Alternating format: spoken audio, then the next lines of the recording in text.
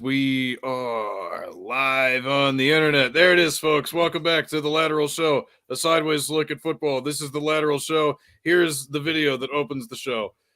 Bam!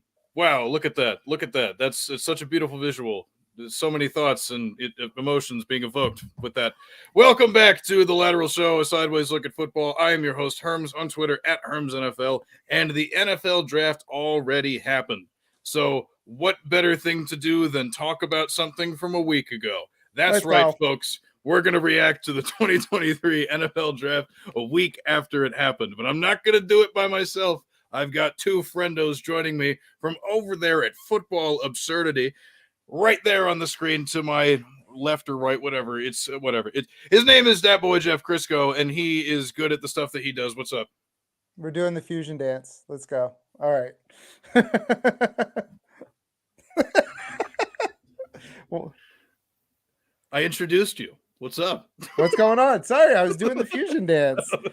Living the dream, living life. It's a lot harder to follow the draft if you have a full-time job. So, let's go. Happy to be here. I'm wondering, do I get a jacket like the Five-Timers on SNL? You know, I've been thinking about that. I think the best we can do is like a customized fanny pack from, one of Vista Print or something. One of those, fancy things. Even better. Customized fanny pack better than a jacket, I gotta say. There we go. So while we work on that, have the Lateral Bot fire that up in the background. We also have Walker Kelly joining us also from Football Absurdity. What is up, friendo? That's me. I'm just chilling in the in the stream yard, just ready to pop off about some football. I'm sure I'm going to get really animated, and because I always start off low, and then all of a sudden I'll get mad about something, and then I just go off. So yeah. That is true. And, for those of you that have not listened to the Football Absurdity podcast, this is a very accurate representation and also definitely something you guys should check out. It's, like footballabsurdity.com. There's also a Patreon, all sorts of things. Support these friendos in any way that you can, because like once upon a time before my, big old fancy days over there at the Draft Sharks, I was a strong writer for the Football Absurdity team. It's a great place. It's a great site. There's great information. So it's like, seriously, like it's not just me, just saying nice things, because like people who host shows sometimes just say nice things about the guests because they're the guests, This is a genuine endorsement coming from Herms, and it's going to be up to you. Approval. Exactly. And it's going to be up to everybody watching to go back into the past and figure out who I wasn't being genuine about. JK. Seriously, I love everybody. But either way, this is a show, very simple, just like three people, three questions, and that's the end of it. And then we, plug pluggables and whatnot. But like I said, 2023 NFL draft, there were a lot of super cool things that happened and a lot of super weird things that happened. And we'll get into the fun and the weird, but let's just start with something a little bit more positive. Jeff, I'll start with you. Which team do you believe, kind of had the best draft? The best, you know what I mean? The best draft, I mean, the easy answer is Philadelphia. I mean, Philadelphia, they walked away with three guys from Georgia. I mean, Carter, Smith, and then, they already have chemistry with Ringo, and much like the Beatles, maybe he's not good, but he's got chemistry with the other two guys. Folks, starting off with a joke. All right. No, and then they trade a fourth for DeAndre Swift, which they're going to get back it as a comp pick next year, or whenever he ends up leaving. It's just they did what the Ravens usually do, which is like just sit back and just let everybody else's mistakes dictate their victories. That's pretty much what they do. And I'm not saying that trading Swift for a fourth was a mistake. I'm saying that, people let Carter slide because of the off the field stuff, and they said, we'll take Carter. And then coming back at 30, they're all right, we'll take Smith. And I mean, they had 9 because of capitalizing on another team's mistake. So it's just that they're just doing it the right way. And they were in the Super Bowl and they didn't rest on their laurels. So very happy with them. And then there's another team, but I'll let you guys do your stuff too, because this one's a little bit more soapboxy. But so we'll work me up into a lather before I get to that. There we go. So I'll throw it on down to you there, Walker. What do you think about whether it's the Eagles or pick up Jeff's baton, or if there's somebody somewhere else you want to run with that? The floor is yours. So when I received the DM to come on the Lateral Show with the itinerary, it says who had the best draft, can be player, team, etc. Oh, So That I- was the question. Damn. Jesus Christ. My bad. I'm a professional, I swear. So I went with as the best draft was Geno Smith yeah. because he got a super reliable slot receiver that can eventually take over as the 1B target when Tyler Lockett is too old to do what he does anymore, which might be never. I mean, it seems like that guy just figures out a way to get it done no matter how old and small he is. But and then also he picked up a reliable RB2 who can catch the ball out of the backfield. I think that Geno is in an extremely good position to build off of last season right now. I mean, 3 good receivers, a solid tight end, a really good running back room, an improving offensive line. I think Seattle's going to score points. I really do. Dude, Jeff, it seemed like you were about to say something, so I'll let you go first. I was gonna say I was gonna prep team and person. I forgot about person, so I guess Walker's the only one who read all the notes. But I love that Geno Smith thing because they're surrounding him with talent. Like we forget that they didn't use him right, but they still have Noah Fant on that roster too. Mhm. Yes. So you've got an offense of JSN, DK Metcalf, Tyler Lockett, Kenny Walker, Zach Charbonnet, which I'm not a huge fan of, but I actually like him in a 1B role, and Noah Fant, and an offensive line that they built up last year through the draft. It's like, oh, all of a sudden Geno's got weapons. It's one of the better positions for a middling quarterback in the league to be in. Geno and Jared Goff are in very similar situations right now where they are with teams who have decided we have quarterbacks who can do a certain thing pretty well. So we're going to just load up on players who can accentuate that and get the best out of the guy we've got. And, you might run into a problem when you have to extend those guys. Seattle ended up getting a pretty reasonable deal for Geno. We'll see what happens with the Lions. But, I think that Seattle's strategy in the draft was on offense was good. And while, Charbonnet may be a little early with already having Kenneth Walker on the roster, he's the type of guy who will add something to the team. And at that point, I don't think you're wasting draft capital. Dude, and I think the most interesting part of it, because I'm contractually obligated to make sure that this is a football show and not a fantasy football show. But I will say, just giving a free fantasy advice, because why not? Everything that y'all have said made me think of it.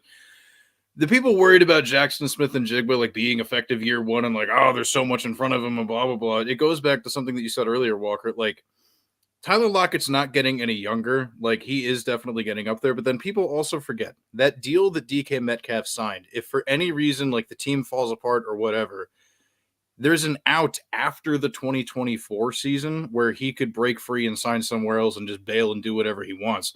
So, like, backfilling with, like, your wide receiver 3 now being somebody that good, brilliant move. Absolutely love it. And then, well, I mean, Devin Witherspoon, baby.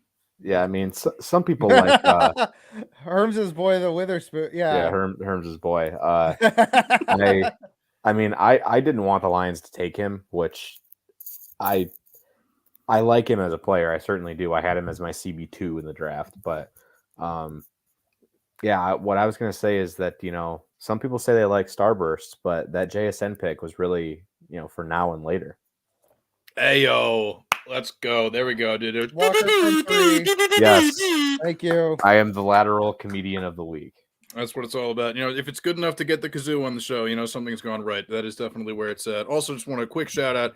We got Toronto Dave. TD. Hey, let's go, Dave, my guy. There it is. So we got the support coming from up north. 66666. I want to give a shout out. Something I've been meaning to tell Dave. So Dave, this is gonna be a one-way conversation. I would like to say I met a lot of people. I've been at the expo the last 2 years, met a lot of people. Loved meeting Herms, met Toronto Dave, met Trash Sandwiches, Matt Chester, Akash, Luke, all these guys. The best interaction I had was with Dave because that weekend is a fire hose. I'm sitting there eating by myself, right? sitting there eating by myself, and Dave walks by. He goes, "You want to be alone?" I was like, "Yeah, I think I do." He's like, "Cool, man." And he just keeps walking. Let's go. Let's go. That was my favorite interaction because Herbs, you've been to the expo. Sometimes you just need like 10 minutes by yourself. Oh my gosh, yeah. Well, especially just, I mean, the fact that my default setting is extremely anxious. Yeah, I mean, I definitely get that for sure. Yeah, there we go. Shout out, Dave. He understands the vibes. Also, just want to give a quick shout out to the homie Brian. What up? Great What's guest. up, I Brian? agree. That's why I booked the show. Because I figure, just the lateral football absurdity crossover. Like, it's the event of the century. I mean, this is really just. It's bigger than it's bigger than the draft. That's why I had to wait another week. Yeah, exactly. Exactly. We were about to say the same thing. We were going to do this last week, but Roger Goodell called Herms. Was like, "Herms, man, we got a lot. We need the ratings, buddy. Like, you can't. We got this thing going on. Like, yeah. ESPN.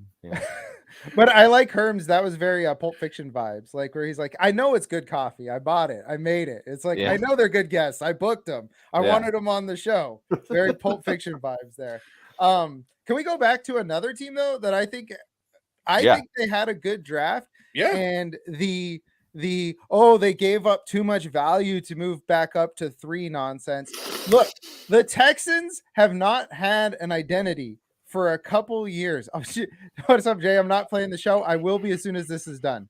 So the Texans have not had an identity the last 2 years. And they come in, they get D'Amico Ryans, they get Bobby Slovic from the Niners to be their offensive coordinator. So they're basically going to run Niners South. And they said, this is what we're going to do. We're going to have a cornerstone on offense. We're going to get Stroud. We're going to get a cornerstone on defense. We're going to get Anderson. Guess what? Now we have the stud coach that everybody wanted this offseason. We got the guy we think is potentially the best quarterback in the draft. We got the guy we think is potentially the best defensive player in the draft if I'm the Texans. All of a sudden, you have an identity. Sure. Who's your wide receiver 1? Robert Woods?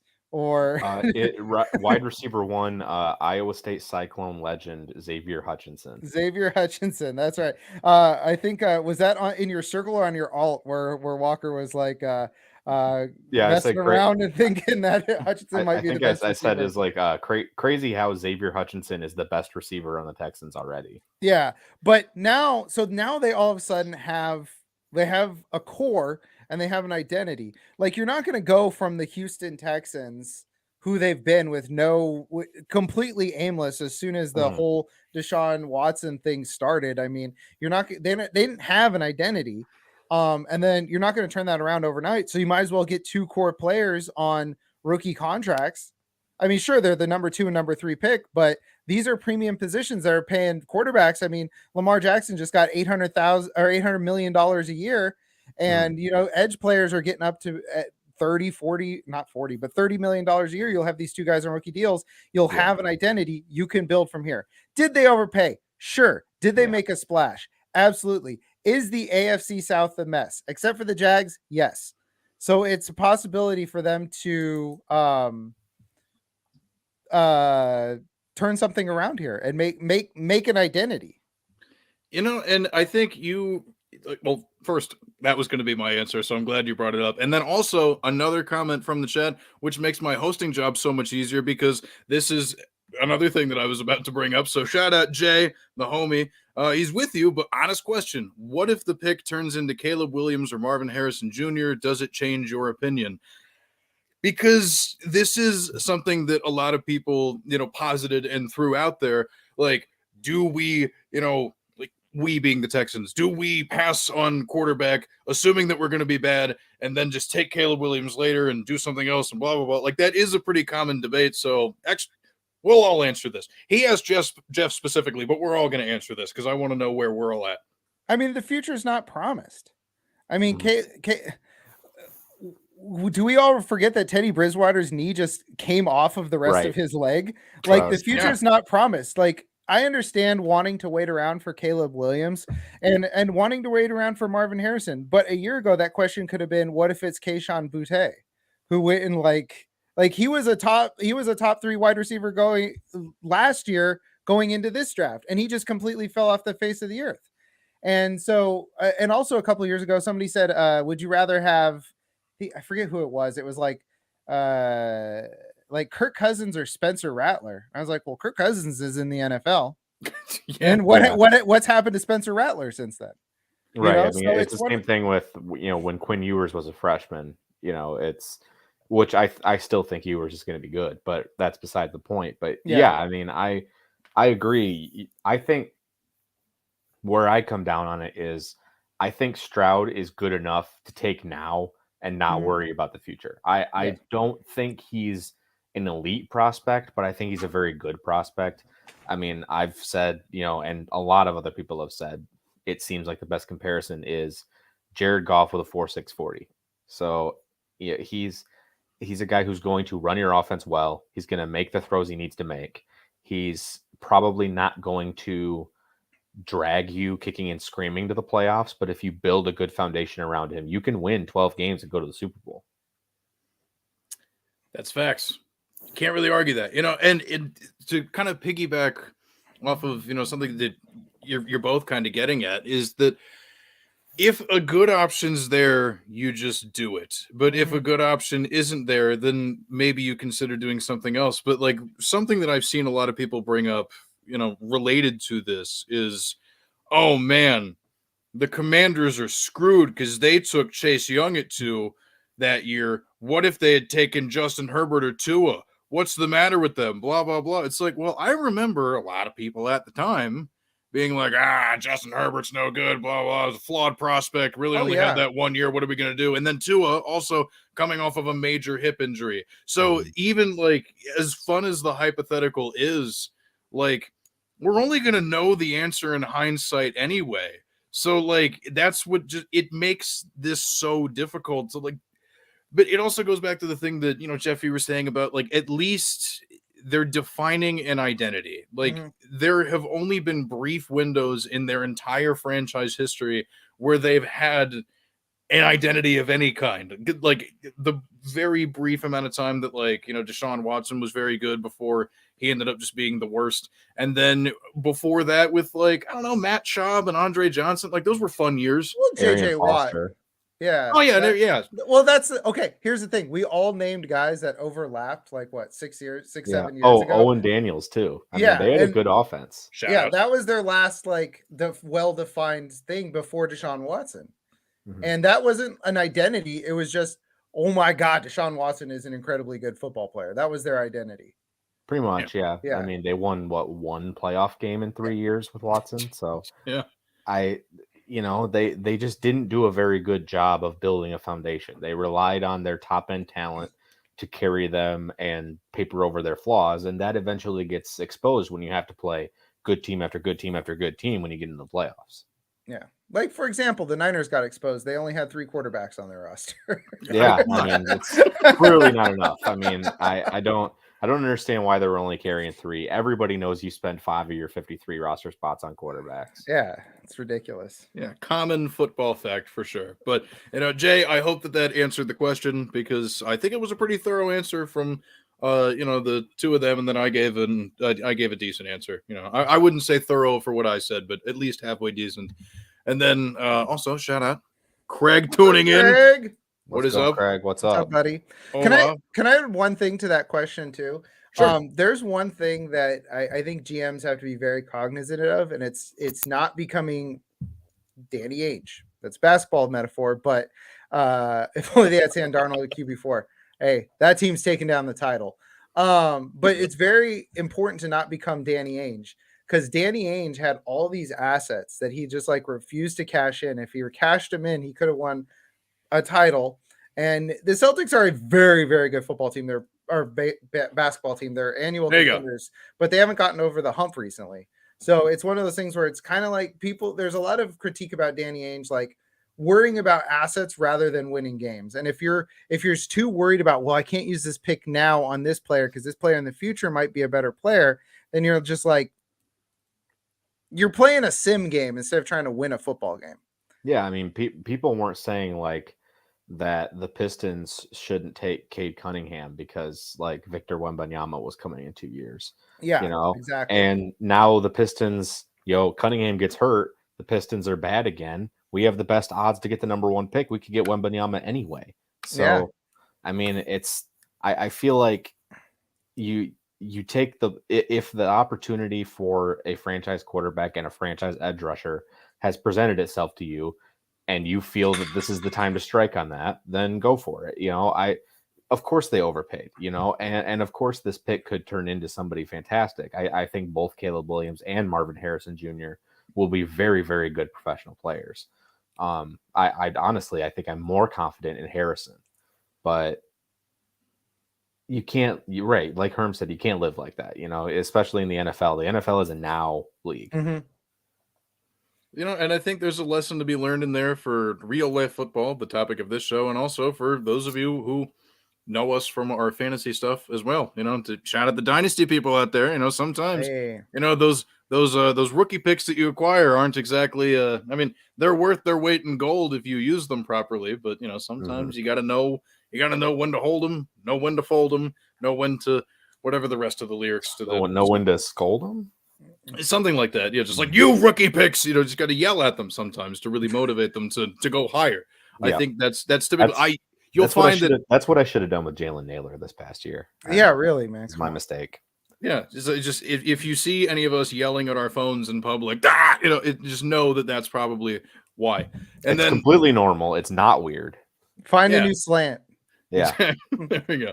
But before we move on to the next question, I want to give a bonus answer because, like I said, the Texans one definitely one I wanted to bring up. But I think the Colts did well for themselves because I know that like GM Chris Ballard, if he had his way, probably would have gone with somebody like Will Levis or something. Just because, I mean, that's a little bit more of the mold that he likes to, pluck from. But Anthony Richardson, for as much as people talk about like, oh, he's a project, whatever, blah, blah, blah. Like the last episode that I did, I had Jeff Bell and Matt Waldman on from Football Guys, and we talked about Anthony Richardson for a pretty good amount of time. And, it's not that he is necessarily like clueless out there. It's just that he's inexperienced. And Shane Steichen is the perfect coach to be there to really work with him on developing some of those skills. And then I also want to shout out the fact that, if I remember correctly, I hope I'm not wrong about this, but they drafted Josh Downs, right? Yes, in the 3rd round. So, like, another area. Josh Downs will fill the Paris Campbell role and do a better job of it. Exactly. For a team that desperately needed pass catchers, especially, like, if you're going to take a young quarterback, you need to be able to give them something to work with right away. And, like, Pittman's cool. Don't get me wrong. The tight end room is really interesting with Mo Alley Cox and Jelani Woods and guys like that, but there needed to be a little bit more to it. And especially to your point, like in a post-Paris Campbell world, boom. Josh Downs right there up in the lineup. See, Toronto Dave gets it. He understands. Shout out Josh Downs. If you're watching, appreciate you for tuning in. And if you're not, well, maybe next episode we'll talk. I'll DM you on Twitter, Josh. It'll be fine. And then also another one, people who call AR raw or a project are way off. Doesn't mean he'll hit, but they are wrong. Yeah. Semantics. Yeah, that's right. Yeah, I mean, obviously you can't be 100% sure of anything, and I'm certainly not 100% sure on Richardson. Quarterbacks with severe accuracy issues and decision-making issues in college a lot of times don't work, even if they have outstanding physical talents. But no, I think Richardson landed in a good spot. He can lean on the run game, lean on the offensive line. He's got a good coordinator who's already helped turn a kind of raw, more running quarterback into a great player in Jalen Hurts. So I think that this is one of the best non-Detroit situations Richardson could have gone to. And I'm happy for him, honestly. I think he'll eventually do well. I think so too. And I think when we were doing our previews on the podcast, I came down on if Anthony Richardson ends up in a situation where he has a strong offensive coordinator or head coach who can kind of trim down some of the edges, trim down some of the flaws, trim down some of the decision making, and let him just be him and like what he is at his core. I think that he can be extremely successful. I mean, what? Jeff's argument is #he's him. That's right. He's him. No, I mean, you look at the comps that Anthony Richardson gets on his top end comps. There's a lot of like wild stallion in these guys, like Josh Allen, Cam who Newton. people are saying because they desperately don't want to sound racist and say Cam Newton, even though he's closer to Cam Newton than Josh Allen. Yes. But both those guys have a bit of wild stallion in them, which is what Anthony Richardson is. And with Shane Steichen, they're like, they let Hurts be Hurts. They're like, oh, Hurts can't throw downfield. Hurts can't do this, that, and the other. And it's like, yeah, well, Hurts will rush for 125 yards on you. And that's how he'll beat you. Yeah, he's built different. He's 800 pounds and 40 feet across.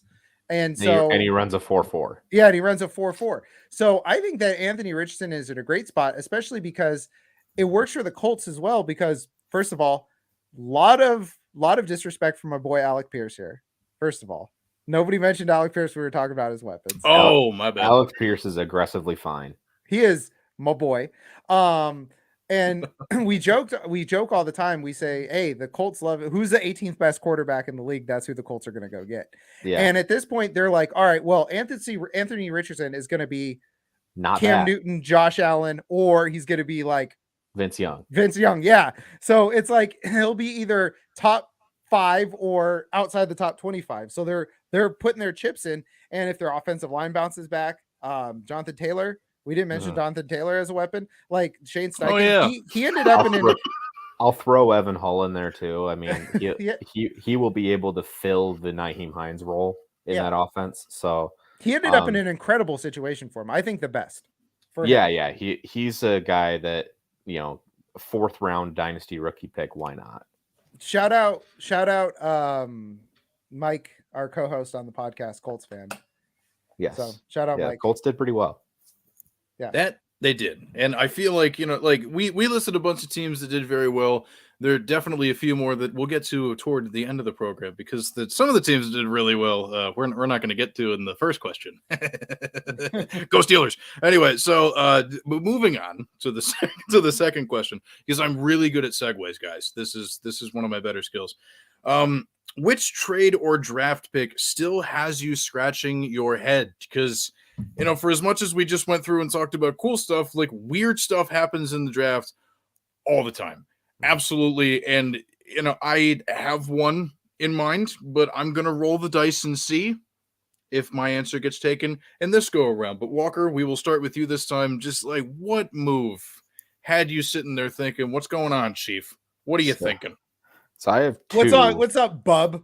Yeah. Hey, what's going on, champ? Pal, guy, tiger. I always go with boss. Boss. I'm always calling people boss. I have two. I will stick with the one I wrote down for now, and I'll see if the other one gets taken. My head scratcher was the Patriots' offensive strategy in the draft. Lack thereof. Yeah, like they took Keyshawn Boutte, an extremely unathletic small receiver who fell off the face of the earth this year, and Demario Douglas, a receiver from Liberty who has never produced at all.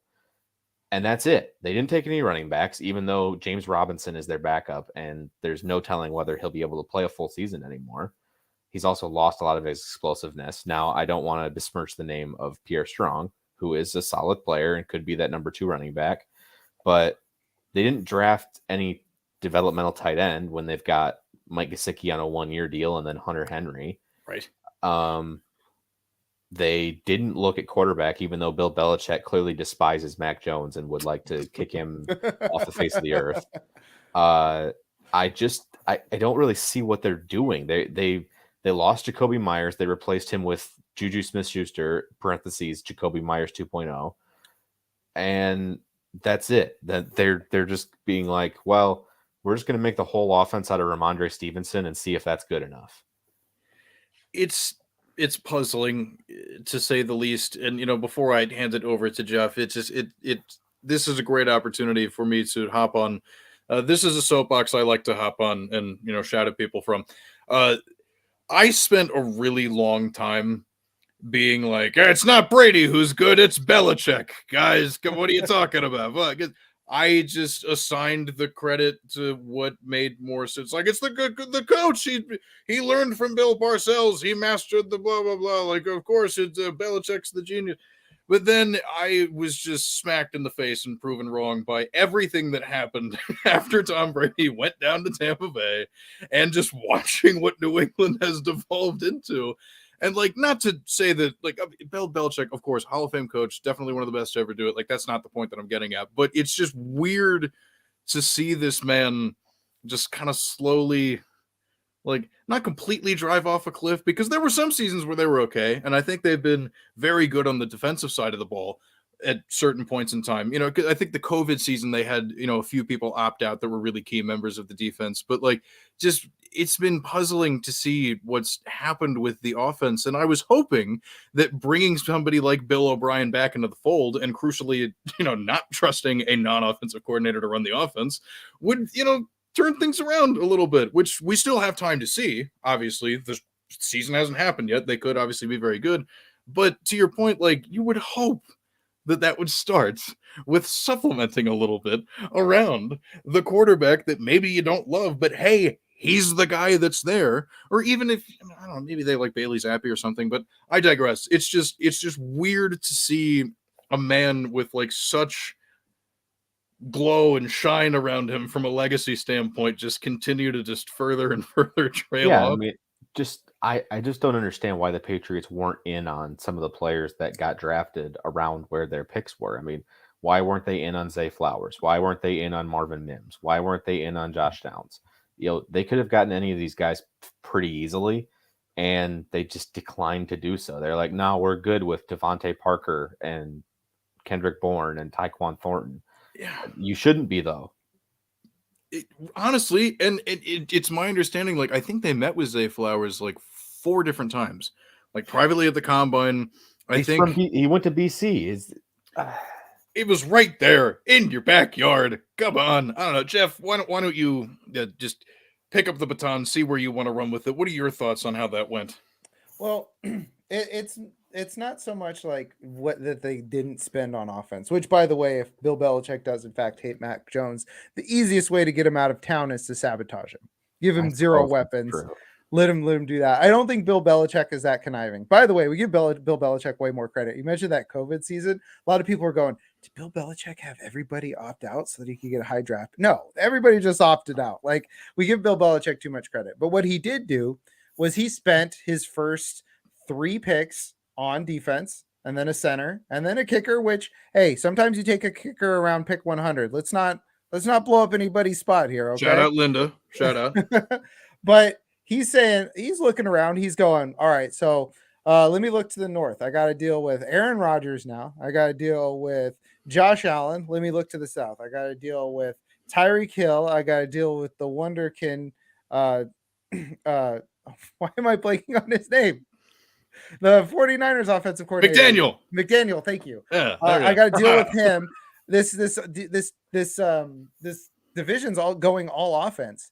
And then he looks at Mac Jones, and he looks at his strangely high-waisted hips, the one thing that he's self-conscious about.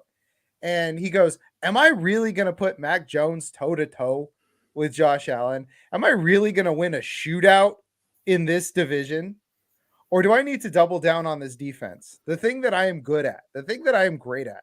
Do I need to double down on this defense? And I think that's what Bill Belichick did. He's not conniving or anything like that. I think, you know, styles make fights, as people like to say. And it's one of those things where, you know, he looked around. He's like, no, I'm not winning a shootout with Mac Jones. You know, and we love Ramondre Stevenson here. This is a big Steven season podcast, but he's not Jonathan Taylor. He's not one of these guys. You're not winning a shootout with Ramondre Stevenson. He's not going for 205. Stevenson he's Leonard Fournette. You know, he's quite good. That's what he is. If he was his second option in your offense, that'd be really great. But yeah, the problem is he's the whole offense, and he's not quite good enough. Yeah.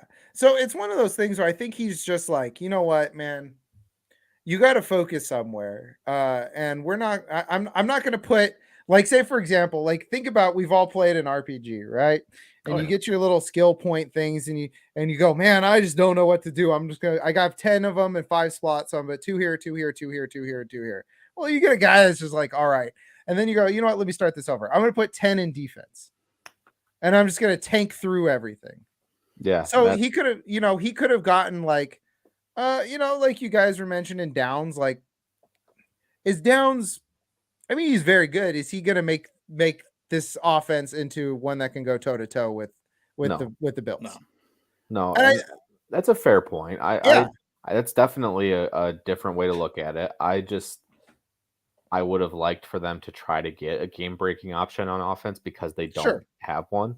I thought they should have been aggressive in trying to get Smith and Jigba, but it didn't happen that way, and their strategy clearly is to try to win 20-17 every time they go out there. Oh yeah, absolutely.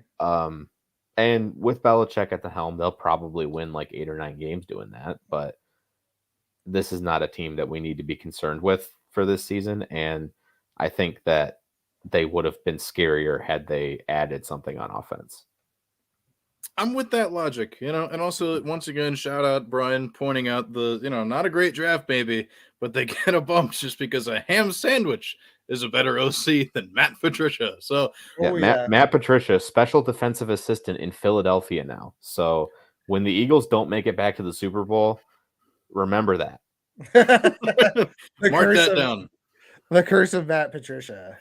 Oh my gosh. Yeah. So I mean, very good points all around. We'll see what Bill O'Brien's influence is. We'll see if, the choice, to Jeff's point, just to lean on the defense, not try to win in the shootout stuff pays off. But very good conversation there. Glad we got that for sure. Jeff, what to you was like the, come on, guy, what are you doing, pal? Move of the... Hey, bucko, clean your room. That's Sean Payton. What are you doing, my guy? You've got Tim Patrick. You've got Cortland Sutton. You've got Jerry Jeudy. You've got a quarterback that was sacked more than anybody else in the NFL last year in 15 games. And you pick a wide receiver with your first day 2 pick, and you pick a linebacker with your second day 2 pick. And you pick a cornerback with your third day 2 pick, and you have no other picks essentially till the end of the draft. Sean, baby, what's going on, my guy? Did you really need Marvin Mims? Did you need a 4th wide receiver on this roster? I mean, you got KJ Hamler for 8 to 12 snaps a year. What else do you need?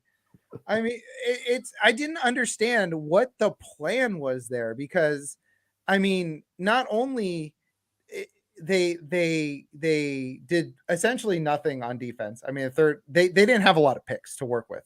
And then you go with your first pick. It's a luxury pick, really. A 4th wide receiver. Like, sure, maybe you're trading Jerry Jeudy. Okay. I think Sutton is the guy who's on the way out. Okay, maybe you're trading Cortland Sutton. But at the same time, it's like you needed offensive line help. Yeah. I also just want to quickly point out that Sean Payton did have a hand probably in the fact that they signed former Saints receiver Marquez Callaway in the offseason. So, they had already dipped into the well before the draft to bring in unnecessary receivers. But either way, just wanted to add to your point. Continue. I would just like to point out that my overrated former Saint wide receiver of choice is Deontay Hardy, not Marquez Callaway, just so everybody knows. That's facts. So Buffalo Bills wide receiver 2, Deontay Hardy. That's right. Let's go. And it's also okay, so let me ask you both a question. I know Walker knows the answer to this question. Week 1, who is their starting running back? Samaje Perine. Samaje Perine, yeah. Who is their number 2? Do they have Mike Boone? Is it Mike Boone still? No, it's Tony Jones Jr. Oh, Jesus Christ. Oh, God, he's so bad. So you're out here with Sean Payton just kind of throwing darts at a board, not doing anything. And if there is a position that you can get a quality player later in the draft easily, it's running back. There are a lot of guys that we all who went day 3 at running back. And for him to just be like, all right, Russ, here's my plan. to fix this offense. How about more wide receivers? Yeah. How does that sound? We're going to get you another small, fast wide receiver. Yeah. Put some respect on Tyler Beatty's name. Forgot he was there. But Folks, I call him Tyler Batty. He's better than Tony Jones Jr. What about Demaria Crockett? I'm not so sure about that. That is their whole healthy depth chart at running back right It's gonna be very funny when on like July 17th, Leonard Fournette signs with the Broncos for 1 year, $3 million, and everybody's like, how do they do this? But at the same time, it's like the offensive line is trash. The tight end, okay, they got Greg Dulcich, that's fine, but they brought over Adam Troutman, the ghost of Albert O. I forgot about that. Yeah. Adam Troutman, who requested a trade to the Broncos, and it was granted. I didn't know he had that kind of pull. Right? Hey man, you can't get him mad. He's going to be a malcontent all year long. You got to keep him around. You can't just cut Adam Troutman. But I don't understand the Denver Broncos draft at all. It had no direction to it. It had no flow. It had no. I don't know what they did. I mean, I think George Patton is a bad general manager. Correct. He's not good, and I don't know what their plan was at the draft. So, like most teams, right? Mm-hmm. Whether you agree with them or you disagree with them, you look at their draft and you go, "I get what you were going for here." Mm-hmm. I see what you're going for here. Like you get teams that's like, oh, 3 of your first 4 picks are either offensive linemen or defensive linemen. Or it's like, oh, you spent entirely on defense. I get what you're doing here. What are the Denver Broncos doing? I don't understand. I don't get it at all. It's strength. It's like taking the one good part of their offense and like strengthening that. What's the plan here? I don't know. And I think the biggest thing for me, something that was brought up, like the running back room needed something. And like you said, like 6th round, 7th round, there's a plethora of very talented athletes that you can pick and choose from. Even in the UDFA pool, there were some decent running backs. And so far from what I've seen, up Lou Nichols. Exact, dude. Shout out Lou Nichols. Really glad that he came. Wait, hold on. What was that set of noises? It was like it was kind of a burp, kind of a cough. I don't know. I still kind of have to cough, but I'll figure out a time for me to do that coming up soon. But I just do. Oh, jeez. This is gonna be up next. Herms cough. Let's go. The podcast version of the show is going to be great. Which is actually, before I get into my take, I just do want to, if you're listening to the audio version of this, and you're just weirded out by the fact that we're referencing YouTube comments, you can watch this show live on my YouTube channel on Thursdays at whatever time I say it happens. It's youtube.com/HermsNFL. It's the same thing as my Twitter handle. So like, if you feel left out and like you want to, say something and interact with it before it becomes a podcast, you do have that option going for you. But to awkwardly transition again, because I'm the master of segues, because I don't know, I coughed and it got weird. We've established this. Yeah. So here we go into my the folks on the streets. They're all saying it. I can't. I was in a hipster coffee shop and they were all saying that. They can't. Well, people come up to me and they tears in their eyes. I don't know how they know I know you, but they come up to me and they're crying, and they say Herms is truly the best segue artist that there's ever been. And I say I know. I mean, of course he is. It's everybody knows that, but it's just surprising to hear it so much. Yeah, it's something I still haven't gotten quite used to in my life, but I'm sure at some point it'll. And I think for all of us, it would just be better if we try to find ways to deal with the whatever. I don't know. I lost my train of thought. Anyway, so my biggest surprise was, because there you go, best in the business. Will Levis. Okay, look, I did not particularly like this prospect. Like I get it, 6'4", he does have the rocket arm, but like ball placement, decision making, didn't really see it. And also like any of the highlights, it was just like very awkward mechanics, just like trying to make it like a throw on the fly using all of his raw athleticism. But that said, I thought at least one of those teams in the first round would be like, screw it, we're going for it. And now that he's not somebody that received first round capital, fell down to 33 to the Titans, I got to be honest. I'm rooting for him. I don't care that he eats bananas with the peel still on, okay? I don't care that he decided to do, like, even if the mayo and the coffee thing was a dare and that's not something that he regularly does, like, just, I'm here for it. It was surprising. Like, teams fall in love with quarterbacks of this archetype all the time. Even if, like, from a distance you can say, like, oh, well, Jake Locker was a really bad idea. Oh, well, you know, maybe it's a little unfair because injuries contributed to this, but Carson Wentz, you know, kind of a bad idea, whatever. But, like, you can at least see the appeal. You know what I mean? You can at least understand where, you know, the team was coming from to that The banana appeal? Sorry. The banana. Oh, there you go. See? There we go. Jeff. Because it was back. But, you know, like, that was honestly the most shocking thing to me. Like, I mean, we'll get into, you know, something else that surprised me in the third question. But, like, Will Levis, I get it, but I also don't get it. Somebody. I was surprised that Minnesota didn't take him at 23, honestly. Right. I thought that was the situation he was going to go into. And, you know, Minnesota took Jordan Addison, a player that I like. So I don't think that they necessarily made the wrong decision there.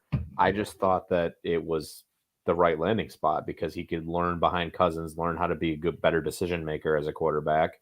And then after a year, they cut bait with Cousins and move on to Levis and see how it goes. But they're just going to stick with what they're doing. Good job, Dave. Falling that far was bananas. There you go. For the podcast audience, had to verbalize that. This was my thought on Will Levis. So I put up a poll the day after the draft. I said, what was the funnier thing we talked ourselves into? And it was Levis 1 or 2, or Levis top 2, or Hendon Hooker in the first round. And I noticed that I phrased that. I didn't say Will Levis round 1. I thought Will Levis was going to be a round 1 quarterback because the NFL always tells us, hey, if there is a better than, say, 45% chance that this guy could be a franchise quarterback, he's going in the first round. Mm-hmm. I think that Will Levis, it's a toss-up. It definitely is a toss-up. My thought, as I saw the draft develop and I saw them take Bijan as early as they did, I was thinking, are the Falcons, is their plan to wait and see and then trade back up into the first round and get into that Will Levis? And no, they really do like Desmond Ridder that much. And I think one thing that we have to understand here is we have a very, like, he is not a first round talent. Herms, he went at 33. 33. It's not like he's close enough. He's not Tom Brady. He's not Tom Brady going in the 6th round here. I mean, the Titans did have an opportunity to trade into the first round to get the 5th-year option on Levis and decided to not do that. So, well, here, let's be clear. The Tennessee Titans have no idea what they're doing right now. Like, I don't know what they are flailing. Like, Mike Vrabel, I think, papers over a lot of stuff with the Titans. He is an incredible coach, but from them trading AJ Brown through this draft, they have not made a good personnel decision. They drafted Chig Okonkwo. That's it. Okay, I take it back. They drafted Chig. Shout out the Maryland boy. But here, a team that on offense desperately needs wide receivers. Their first 5 pick, they used the whole draft on offense.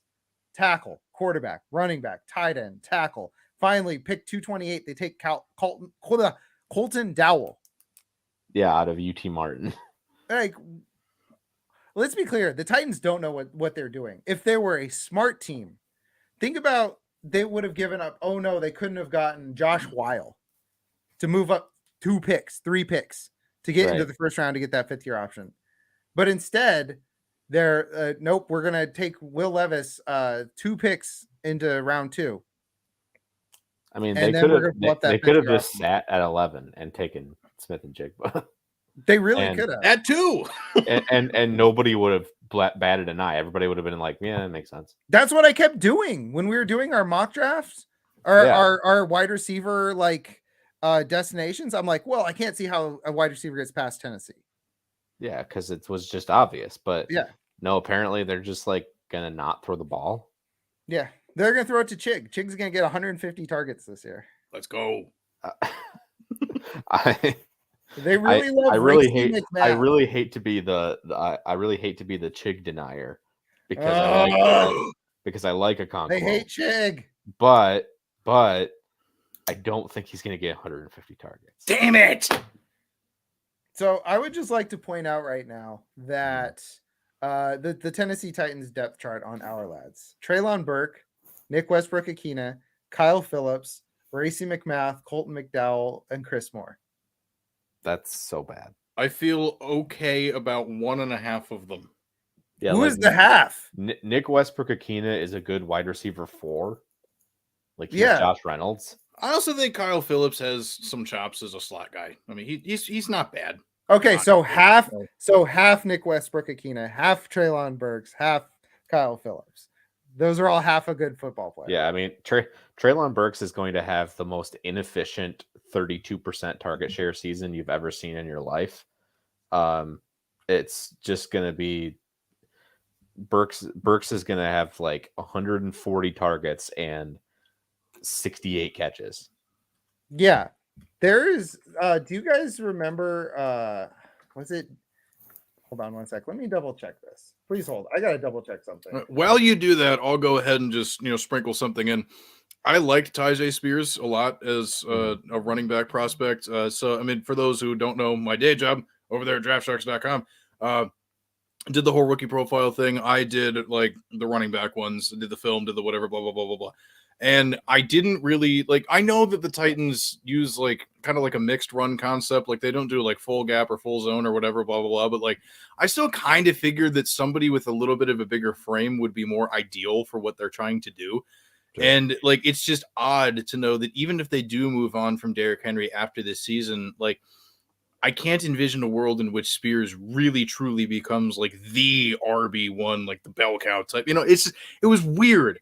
Like they're going to have to roll the dice on that again. And I feel like there were other players that would have made a little bit more sense schematically if they really wanted to attack that position. Like not to besmirch the name of that man, because like I said, I liked Spears, but maybe just not so much for Tennessee. So it was just odd.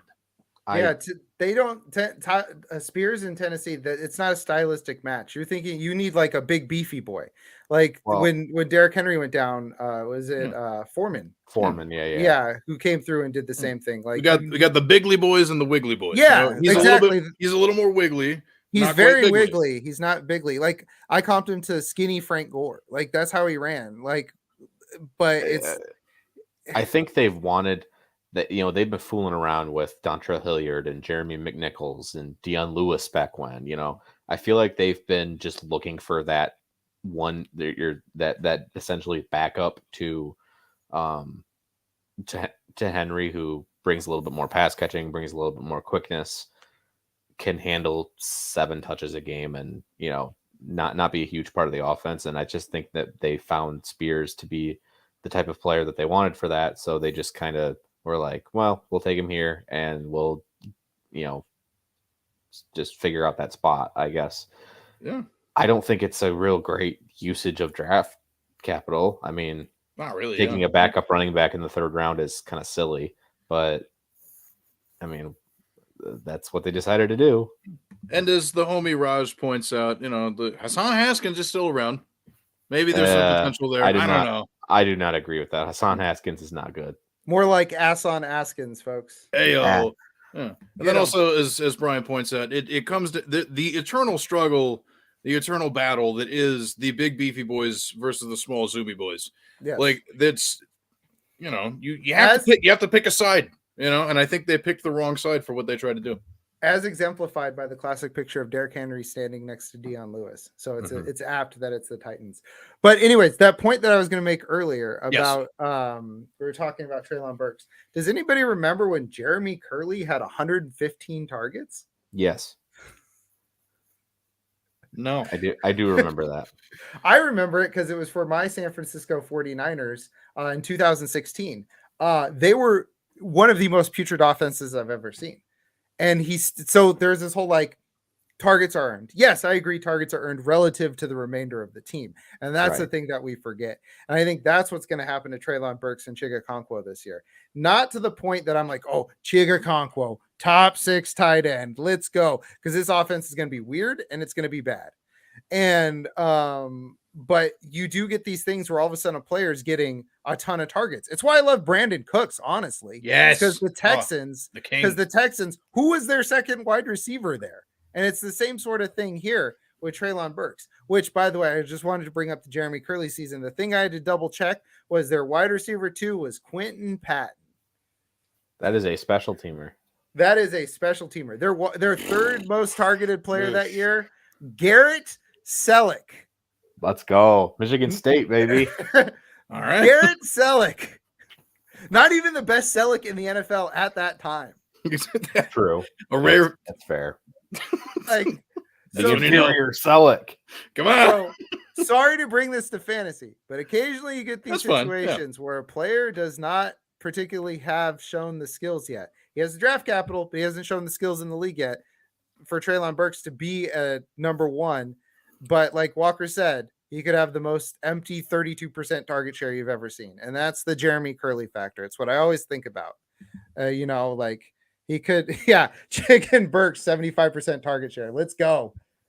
I mean, on last thing on Chig, I feel like he could be this year's like Juwan Johnson.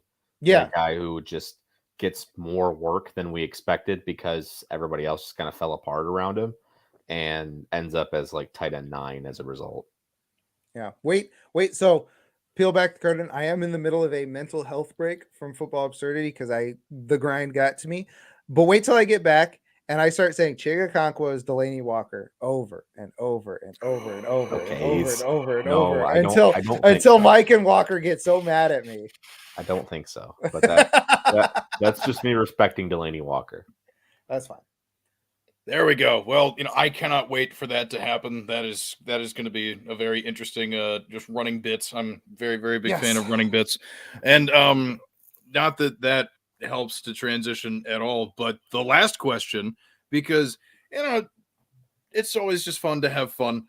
I thought it would just be fun for everybody to have a chance to talk about their own team, talk about their favorite team, what happened, with that, and how they feel about, whether it's the draft or even just, how the offseason's gone so far, like whatever works. You know what I mean? Jeff, I believe we didn't start with you last time. So let's 49ers check in. Let's see how you feeling about the draft, the everything so far. What you got? Well, the good news is we have 2 kickers and no quarterbacks. So that's off to a good start. You see how the 49ers have spent their offseason. This team is redefining resting on their laurels. And I think that Brock Purdy getting hurt and then, well, let's just say they didn't have enough quarterbacks. It gave them an excuse to say, yeah, this is a Super Bowl winning roster. And so they spent all offseason just kind of twiddling their thumbs, more or less. I mean, they got help along the defensive line, but that's, they made the big splash signing. And why am I forgetting names? He was on the Eagles last year. Oh my God. Hassan Reddick. No, God, I wish they got Hassan Reddick. Are you kidding me? That'd be cool. Hold on. I can't. I don't know. Derek Barnett. It is somebody please bail me out here. Javon Hargrave. Hargrave. Yes. Hargrave. Yeah. Okay. No, they got Hargrave, and then they just kind of let everybody leave. And I get kind of why they're doing it. They've got this Nick Bosa guy who's pretty good that's not under contract long term that they've got to worry about. And they've got this this breakout, you saw Hufanga. He was, I believe, a 6th rounder, so he's going to be in for a big pay raise. Sorry, 5th rounder. But they let kind of everybody go. They let Jimmy Ward go. They lost basically everybody along the offensive line. Emmanuel Mosley. They let Emmanuel Mosley go, and then they spend their first pick on a kicker. I hate this team so much right now. Like there's a reason I wore the hat. I've got everything on this wall that's 49ers. I got for free. Here, let me tilt this camera up. I got for free from games. I've been a season ticket holder for a decade. This is the dumbest thing. This team makes me so mad, okay? Because Kyle Shanahan and John Lynch are convinced that they're the smartest people in the room. No matter what room they're in, they're convinced they're the smartest people in the room. And so that makes them go, yeah, we'll take a kicker at 99. And Kyle Shanahan had the balls at the press conference to say, well, at least he made a joke. At least we take a running back with this one. Because they've spent all their third round picks on running backs for years. That's true. That's true. But this is what annoys me so much and what I love so much. All this stupid nonsense they do, all this garbage that they do, and it works. That's what drives me crazy. Because here's the thing. I always mispronounce his name. Jair Brown. Jair Brown. Jair Brown. Yeah. He will play the role that Jimmy Ward did. Mm-hmm. He's not the fastest. He's a thumper. He can play in the slot. He can play in the slot. He could be a nickel corner. He could be a safety. That is a role on this 49ers defense. So that works. And I take it back. I'm sorry. He was their first pick. Their second pick was a kicker. I take it back. And then the rest was just like depth picks, which is fine. I don't particularly worry about a team blowing day 3 picks. I don't care. They're day 3 picks for a reason. They're all lottery tickets. They're all guys that you want to see what they have. I don't particularly worry about that. But what I am worried about is you see what the 49ers did. They rested on their laurels. They were like, we're good enough. And then you see what the other team that played at the NFC Championship game did with the Eagles. And the Eagles looked at their team and said, how do we get better? And that's what bugs me about this team right now, because I'm going to have so much anxiety about this roster. And this roster is going to win like 12 games. And it's going to drive me crazy. Or they're going to win like 2 games. I'm going to be like, look, I'm right. And then I'll have something to talk to my therapist about. Because she said, don't catastrophize and then only remember the times that you're right. Okay? So this team is driving me crazy. This draft, dreadful. God awful.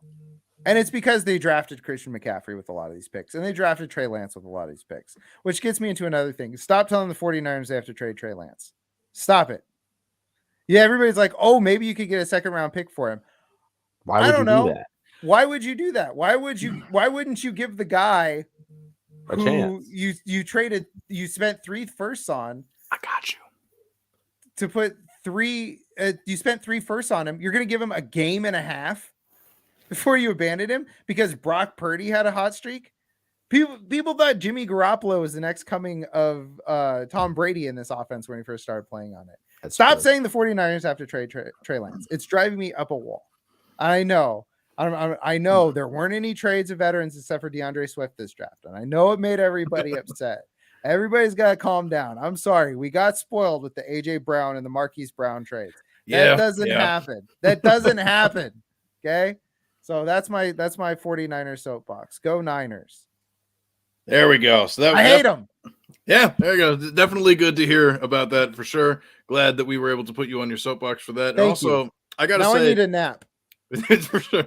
So to help you simmer down, we will move on to honestly, Walker, I've been very excited to ask you about this because there's a lot of really cool stuff happening with the Lions, but I know how much you really know about the team and how closely you follow that stuff, and I really value your opinion, and I wanted to hear it straight from somebody who's very close to the whole thing. How excited really should people be about the Lions? Because from an outsider's perspective, I look at how the offseason and the draft has gone and I'm losing my shit. But from your perspective, what's it been like? Oh man. I mean, it's exciting to see neutral observers kind of start to fall in love with the Lions as a fun, a fun, cool team that just is good to watch. And it's we're not usually that, I'll give the decision makers a little bit of leeway, with who they're going to take in the draft or whatever, because up to this point, they've done a very good job largely with their decision making. So I mean, I think free agency went well. I think we brought back the players that were important that we needed to bring back. We got a lot better in the secondary, which was a huge point of need. maybe I would have liked to see another edge rusher, but James Houston was certainly very good in his limited action last year. Absolutely. And then you have the draft picks, which they addressed places that they needed to improve. Honestly, I mean, they needed to improve in that like playmaker running back type of role. DeAndre Swift was too unable to get to the spots that make him good. He's just not good enough at getting to the point where he's effective, and he is injured a lot. So getting Jahmyr Gibbs, like, yeah, it took him at 12. That's earlier than most people expected. I certainly was shocked by it. Same. But I don't, I think he's a really good player, and I think that Ben Johnson's definitely going to know how to use him. So I don't see how you can say it's a bad pick. You could say it's a reach, maybe. I'm fine with that characterization. Same thing with Campbell at 18. I mean, you want to say it's a reach, no other off-ball linebacker went until the third round. Yeah, that's fine. I mean, he probably wouldn't have gone until maybe early second, but he's a Dan Campbell-ass player. I mean, he's just Jack Campbell. Yeah, Yeah. Dan. Long lost son. Yeah, I know. It really feels like that, honestly. I mean, he's an insane guy who plays linebacker. He's huge. He's really athletic. He's a perfect Dan Campbell player. So, and I'm sure Kelvin Shepard, our linebackers coach, is going to love him too. I don't know, the allocation of draft capital, not really ideal, but we got players that are going to help the team get better. Sam Laporta instantly becomes the best tight end on the roster. Hendon Hooker is a serious upgrade on Nate Sudfeld at backup quarterback. Yeah. Why am I forgetting the other guy we took in the second round? Sam Laporta. I said Laporta. Brian Branch, yeah. Branch is just really good insurance in case Gardner Johnson leaves after this season. And if he doesn't, if we extend Gardner Johnson, then I would imagine Branch slots into Tracy Walker's role, and Walker probably gets traded at that point. I have to say, before the draft, I really like that Chauncey Gardner addition. Yes, we needed a strong nickel defender, and he's the best in the game. Yeah, and he immediately comes in and he puts a stamp on any defense that he's in. Like you immediately felt the downgrade in New Orleans and the upgrade in Philly when he went there last year. Mm-hmm. Like it was incredible, and I really like that. Look, a defense needs every defense needs an asshole. That's right. I mean, mine's a MAGA asshole, but that's correct. Hey, it works for football. But here's what I liked. Individually, I did not understand any of the Lions running back moves. As a group, they upgraded across the board. Oh my gosh. Letting Jamal Williams go was a head scratcher. Getting David Montgomery to replace him was a head scratcher. Drafting Jahmyr Gibbs is a head scratcher. Trading DeAndre Swift for basically nothing is a head scratcher. But as a whole, it's a better room. Yeah. The Lions decided, they could have very easily just rested on their laurels and been pretty solid at running back going into next season. And they were like, no, I don't think that's good enough, actually. Yeah. We're going to see if we can improve.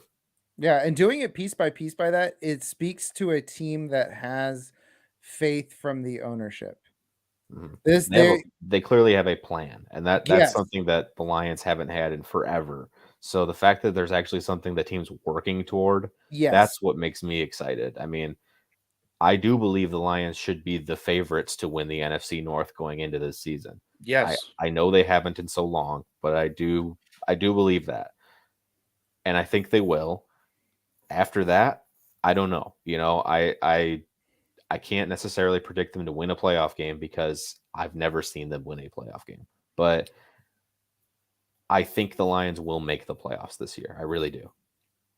I feel similarly, and it's, and to your point, just, teams that, don't rest on their laurels. If we've learned one thing from Jeff's meltdown, it is that it is important that teams do not do that. And I think the Lions are a really good example of that. I'm definitely enthusiastic about where they're going, and everything that you said completely agree with. And, to further, that point of teams that don't rest on their laurels. this segues nicely, actually, like almost perfectly, because thanks for taking Cam Sutton away. Really appreciate that. Yeah, our corners were the Steelers' corners have been awful. Oh my gosh, but I will say, like, I mean, free agency, like it's not where the Steelers thrive. Like I mentioned it, like on like when I first rebooted the podcast, I think I talked about this. Like, free agency is not really where they shine. The draft is really the big thing for the Steelers, and I think they really delivered with that, because for as underwhelming as Patrick Peterson being the only cornerback addition was at the time, like, going back to a little bit earlier, like when I teased, like, Levis wasn't the only surprising thing that happened at the top of the second round. Like, thank you, football gods, and all of those GMs for letting Joey Porter Jr. fall down to 32. So that way the Steelers didn't have to take him in the first round and freed us up to be able to get Broderick Jones, which is awesome. Darnell Washington, very underappreciated. And like, I know like fantasy people are going to be like, well, how should we view him? It's like, look, I mean, the NFL is, yeah, exactly. Yeah, who cares? And also, like, the NFL is trending more toward 12 personnel anyway. Like, Muth is still going to do the things that he does as a receiver, and, like, there really did need to be that blocking presence, because, like, bringing in Isaac Seumalo to play guard, doing the whole thing, like, even, like, last offseason, bringing over James Daniels on that really good contract, like, there was a plan in place to be able to build up the line, and I credit Omar Khan so much for everything that he's done now that he's had the reins of this thing, taking over for Kevin Colbert. And like, dude, like bro, that Chase Claypool trade to piggyback on top of the Joey Porter Jr. point, like, it only got better. We now know that the trade was basically Chase Claypool for Joey Porter Jr. And yeah, it's just, you traded it. You traded a player who is not good for a player who is good, and you can't ask for better than that.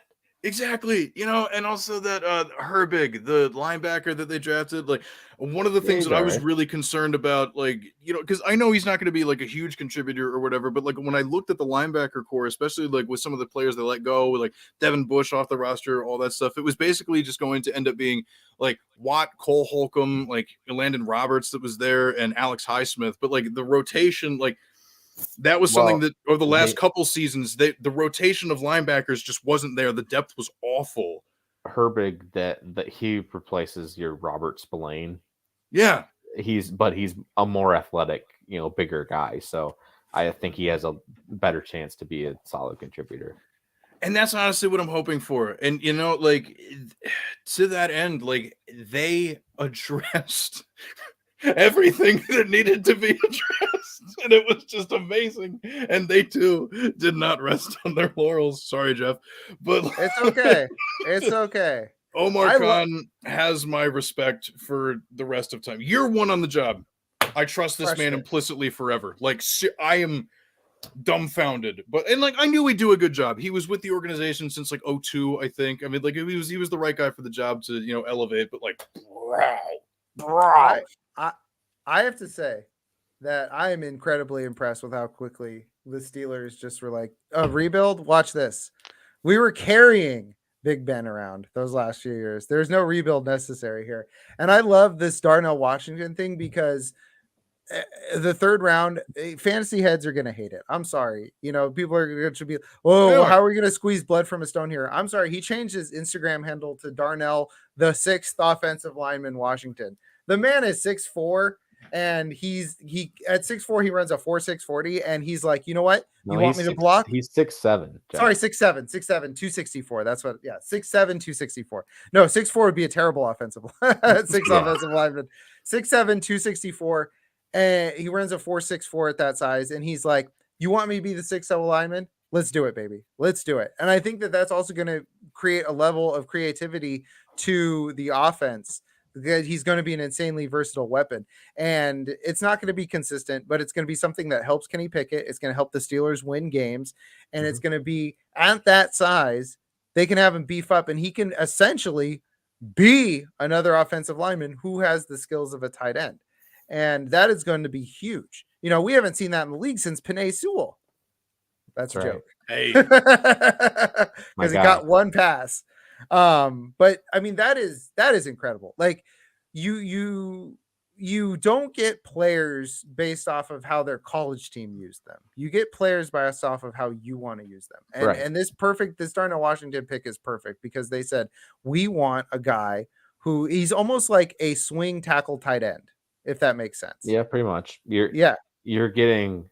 I mean, the Vikings just paid $7 million a year for Josh Oliver because Exactly. Yes. and Exactly. the Steelers are going to pay Darnell Washington like $4.5 million over the next 4 years to be better than Josh Oliver as a tight end too. So Yeah. no, whoever picked him after the first round was picking a good player that's going to help the team. Yeah. And this doesn't hurt Pat Fryermuth at all. They're No. two completely different roles. Fryermuth will do exactly the same thing, and he'll be tight end 7 again. Yeah, two completely different roles. So I love what the Steelers did. And I would like to say, so I will let you both know, I have NFL.com up, right? So that when we talk about a team, I can go to their draft and double check things. And both the Lions and the Steelers, when I go to their draft, the video is Cynthia Freeland, 5 teams who boosted their projected win total most significantly in the 2023 NFL draft. And 2 of the 5 are the Lions and the Steelers. Let's go. So hey, I'll take it. So there you go. And also the 49ers took a kicker at pick 99. So if there's one thing we've learned, it's that the Super Bowl is going to be Steelers-Lions, and the 49ers. Oh my God. I would love that Super Bowl. And the 49ers are going to win 2 games. So that's what we've learned. That's fine.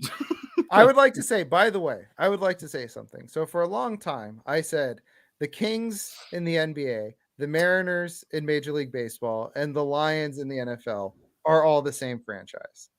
As a big proponent, as a big fan of Kings Nation, you see my 2002 Kings Carl's Jr. bobbleheads here. I would like to officially bequeath the ability. You don't have to use the beam, but you get all the beam team vibes to the Detroit Lions. Yes. There we go. The Detroit Lions get all the beam team vibes. The Lions are America's team this year. That's right. I sure hope so, and I would love to see that happen. And I would like to thank you both for showing up and doing the show. Such a great time, absolutely. And I don't know what else to say other than I'm off the segue game. Why don't you guys go ahead and just go ahead, plug everything that y'all want to plug. I thought you were the segue master. I thought we were hearing everywhere that you were the segue master. I was, but then I had something clever to say and it very quickly evaporated. And I just don't know. Look, sometimes you have to admit defeat. Yeah, even the master sometimes that nobody's perfect. Yeah. Michael Jordan didn't win every NBA Finals. By the way, I would just like to say before we get out of here, we'll do all plugs and everything. If Justin Herbert gets hurt, get ready for the next Gardner Minshew. His name's Max Duggan. Let's go. Oh, jeez. We do on our podcast our Trey Regis memorial pick, who is a guy we don't particularly think is good, but is fun to watch. And my quarterback was Max Duggan. So just shout out Max Duggan. Anyways. And I will credit the Chargers for just loading up on TCU. There you go. Underrated. They had a good season, sure. Yeah, why not? They saw what Philly did with Georgia, and they're like, we can do that. We can do that. Anyways, you can find me on Twitter at Jeff Krisko, Krisko. Tweeting a lot less these days because I have a real job. I am, like I said, on a mental health break from Football Absurdity, but I'll be back sooner than later. That's also where you can find Walker. But I would also like to say, if you live in El Dorado Hills, California, and you crash your car, please come see me at Caliber Collision, folks. I will write you an estimate and get that car fixed. Don't do that. Please don't do that. That's weird. All right. Walker, the bar is low. Don't do anything weird. No, I'm kidding. I'm crawling over the bar. I'm struggling really hard with it. I'm probably gonna make it, but you never know. I'm sorry. That was mean. That was ridiculous. I'm on Twitter at Big Daddy Drix, as Jeff says, with an X. It's a very dumb handle that you will find some good tweets and also some very dumb tweets, and I'm not going to sugarcoat that, but about 1,800 people seem to like it fairly well, so give me a chance, and if you don't like it, then you can unfollow me. That's fine. All right, new goal. We're gonna get Walker to 2,000 before kickoff. All right, yeah. Well, Drix 2000. Drix 2000. Drix 2000. All right, here we go. Yes, the goal is set in stone. You can't back it. It's on. We recorded it. There's no backing out of it now. I mean, it's on the internet forever now. Exactly, it's on wax. And if you want a similar experience on Twitter from people who only occasionally tweet serious things, you can find me on Twitter at Herms NFL. Despite my handle, I only tweet about the NFL maybe half the time. And the other half of the time is me just like plugging the work that I do or saying things about TV shows that I watch or my thoughts on various snack food or fast food items. And you can find all of my work over at draftsharks.com. Your unfair advantage, Draft Sharks, swimming. And yeah. I will say Herms has truly accomplished something special, becoming the only good Twitter Blue subscriber. I make so many typos, man. Or like I'll like say something and I'll be like, "Oh, that's too dumb. I can't do it." I have to say, that Chrome extension that lets you auto block Blue users as you come across them. Herms is the reason I have not installed that. Yes, yet. yeah. I'm like, oh, I can't do it. No, Herms is so good, man. You can't get rid of them. I have it for very pure reasons. People on fantasy Twitter do have it for pure reasons, but oh my god, it is turning. You know what? We won't go lefty cast, even though we could all go full lefty cast. We'll pass on that one for this time. Yeah. But if we get this configuration together again, you better watch out. Lefty cast. It's happening. All right. So until we devolve into real quick, soapbox. I forgot. Yes, Writer strike. It's good, folks. Donate if you can. Yeah, the strike is good. It's good. Yes, absolutely. Support writers. Also, well, fuck it while I'm at it. Soapbox. The Football Outsiders shit still hasn't been resolved. Those people really, like, honestly, it's fucked up. That shit needs to get resolved too. But anyway, before we get too deep into the weeds, goodbye, because there's no good way to transition out of the show. So I'm just going to keep talking.